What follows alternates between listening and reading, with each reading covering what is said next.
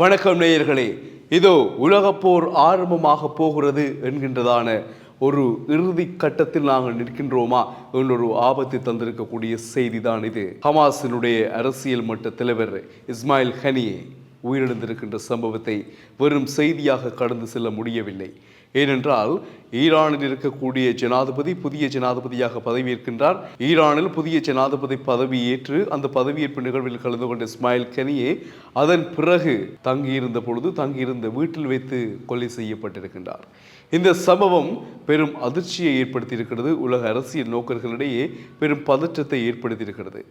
இதனால் Ali Khamenei என்ன சொல்லியிருக்கிறார் என்றால், உலக தலைவர்கள் மட்டுமல்ல, ஈரானில் இருக்கக்கூடிய அனைத்து இராணுவ பிரசன்னங்கள், இராணுவ தளபதிகளுக்கு அவசரமான கட்டளை பிறப்பிக்கப்பட்டிருக்கிறது.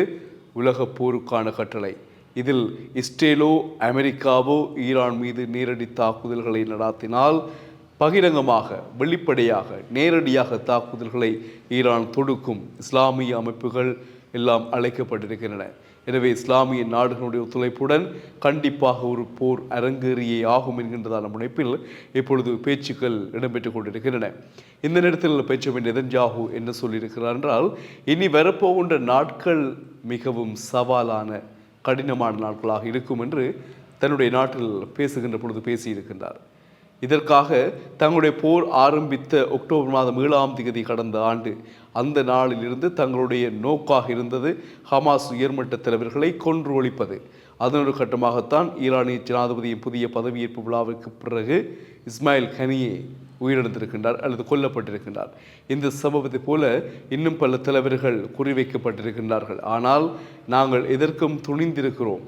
எந்த நேரத்திலும் இஸ்ரேல் மீது தாக்குதல்கள் நடக்கலாம். நேரடியாகவே தாக்குதலை நடத்த ஈரான் தயாராக இருக்கிறது. இந்த நேரத்தில் நாங்கள் தயாராக இருக்க வேண்டும் என்ற விடயத்தை பெஞ்சமின் நெதன்யாஹூ உறுதிபட தெரிவித்திருக்கின்றார்.